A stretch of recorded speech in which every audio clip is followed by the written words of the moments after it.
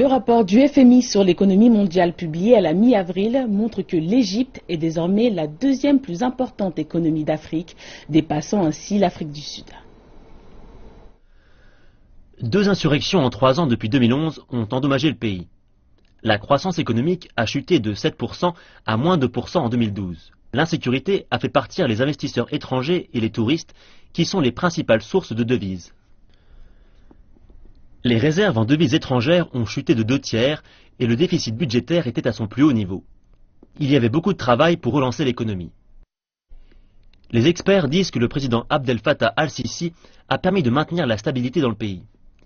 Il a adopté un ensemble de réformes économiques solides, telles que la réduction des subventions sur l'énergie et en augmentant les taxes. Mais les experts disent qu'il y a plus à faire. Nous devons encore approuver la nouvelle loi sur l'investissement, améliorer le système de la taxation pour obtenir plus de revenus et mettre en place, comme promis, un guichet unique pour les investisseurs. Et le gouvernement a besoin d'une meilleure mise en œuvre de la vision économique du président. Soutenu par la puissance financière des royaumes du Golfe, le président Sisi s'est engagé dans un méga-projet tel que le canal de Suez, mais aussi la nouvelle capitale et la reconstruction des infrastructures. Cela a revitalisé l'économie et créé des emplois. Le chômage a baissé de 1% l'an dernier.